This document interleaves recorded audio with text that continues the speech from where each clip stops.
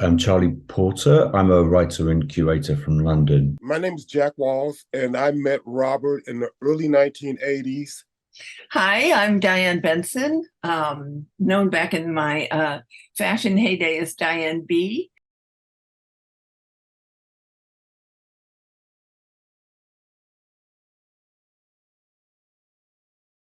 So this exhibition is about Robert Mapplethorpe and fashion, and it's about fashion in terms of fashion industry, and then it's about fashion in terms of the garments that are worn by humans on their body, often entirely not thinking about fashion industry.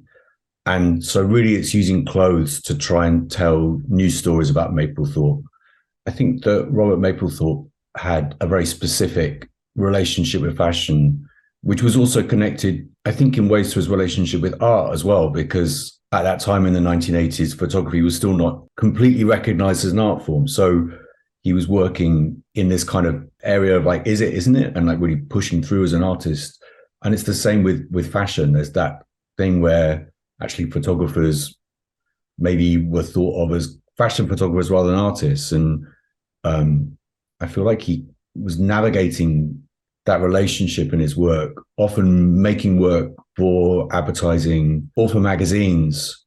So it's this curious situation where he did work within fashion, but it certainly wasn't the thing that kind of centered him. So it's this kind of weird part of his life, and it's this weird tension within his life. So it's very complex, his relationship with fashion, and certainly with the image, which then appears within advertising. Like in the exhibition, there's this image of a clutch made by Bottega Veneta, and the work is called Bottega Veneta. And I find it the most fascinating image because it's this still life of this very kind of neat looking clutch with a kind of clasp at the top. And he set it at an angle, and the bag makes shadows, and there's shadows around it. And it's almost like the bag is a specimen. Like, you know, there's this kind of real kind of coldness to the way that he's studying this item.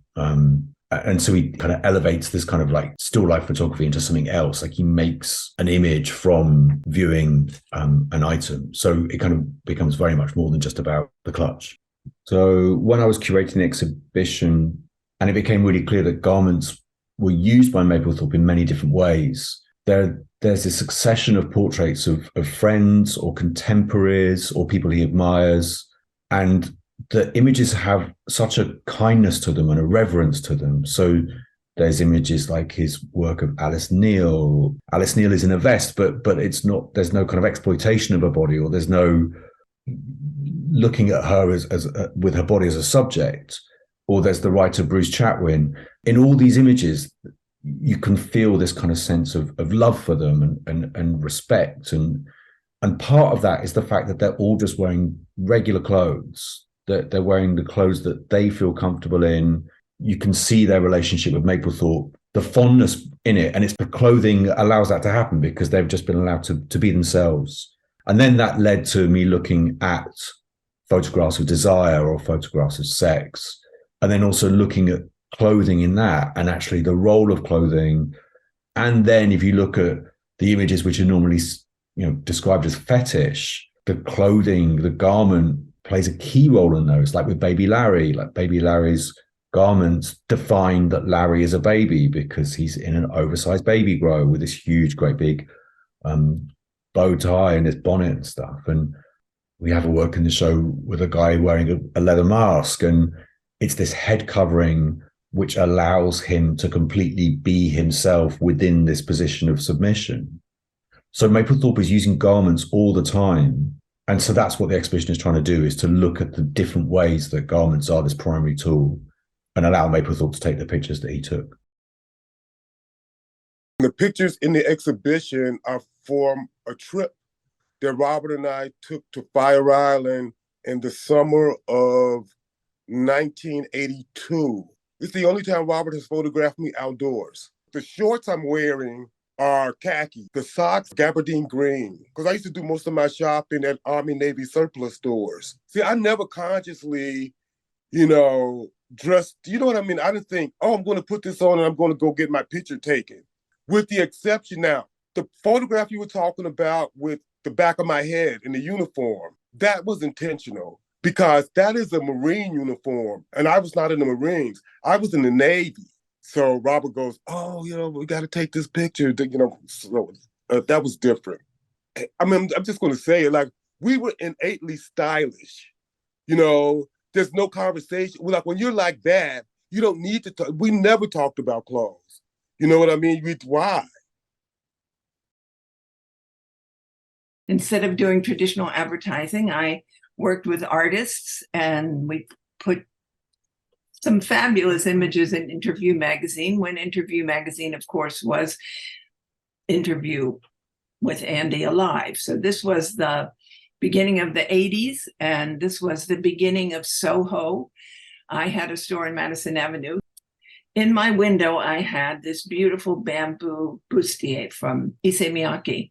And on the cover of Art Forum that same month, coincidentally, was that bamboo bustier. And I think it's the first time Art Forum had ever used a fashion design or anything to do with fashion. So it was this moment. It was just, everything was just right.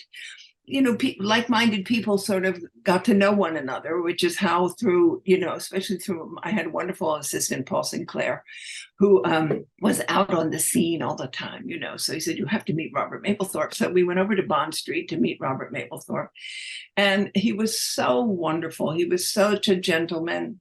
And so then he said, sure, I'll take some pictures for you. And so we did this series that we ran that season in Interview. And it was the first time I think anybody used his work commercially. For that elephant sweater and the coat, and I can't remember what else we photographed. I think he took 4 or 5 pictures. I would show him the clothes, and he'd say, okay, he said, we're going to take it in your apartment, and I'm going to get this fabulous woman who was doing the hair for, I don't know, the Rolling Stones. And so anyway, he said, I have the perfect person. I know exactly what to do. And the great thing about Robert Mapplethorpe was when he took a picture, he got his little Hasselblad out, and he would take maybe 2 or 3 pictures, and he would be done. He would have it already done in his mind. I mean, so many photographers, it's such an ordeal. They make it an ordeal, I think. But not him.